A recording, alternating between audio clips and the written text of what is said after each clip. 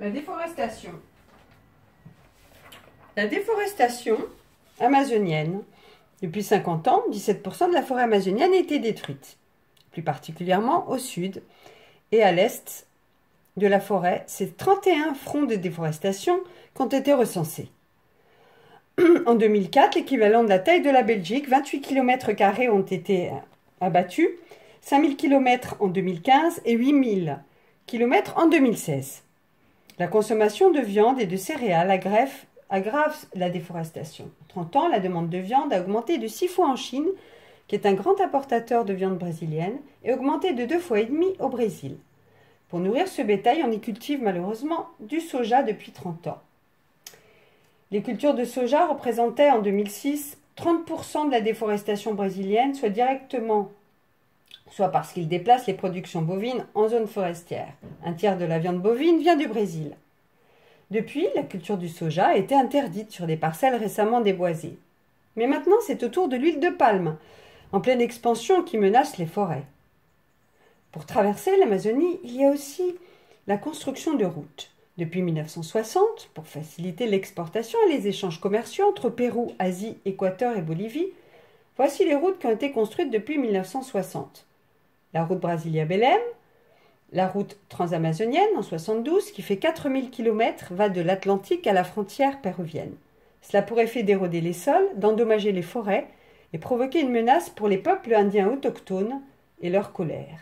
Ces routes sont utilisées principalement par des routiers, des bûcherons qui coupent les arbres parfois illégalement, mais aussi des éleveurs qui brûlent les arbres et aussi des planteurs de soja. Mais ce n'est pas tout. Puis ajouter les routes du soja entre Cubaba et Santarém.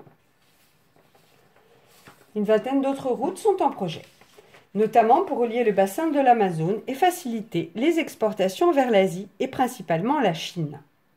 L'Interoceanica qui relie les ports péruviens à celui de Santos, l'Interoceanica Norte qui relie les ports de l'Équateur à Manaus et l'Oceanica Central qui menace 300 km de route de forêt équatoriale au Pérou. Il y a même un projet de chemin de fer entre le Brésil et le Pérou. Chaque kilomètre de route fédérale compte 9 km de pistes non officielles pour l'exploitation du bois. Et 95% de la déforestation se trouve le plus souvent à 5 km des routes et à 1 km seulement des rivières navigables. Il existe hélas une autre raison de déforestation, ce sont les barrages. 300 barrages environ sont en cours de projet visant une capacité de 95 000 MW qui aurait pour effet de nuire gravement à la biodiversité et de polluer les eaux. 150 barrages ont été déjà recensés et construits depuis 30 ans. Par exemple, le barrage de Riraro sur le Rio Madeira du français Engie a été inauguré en 2016. Sa construction a nécessité 25 000 ouvriers et la création de villes nouvelles à la frontière bolivienne. Il faut savoir que chaque barrage impacte entre 40 et 100 km autour du chantier. La biodiversité est donc menacée. Il existe également des concessions minières.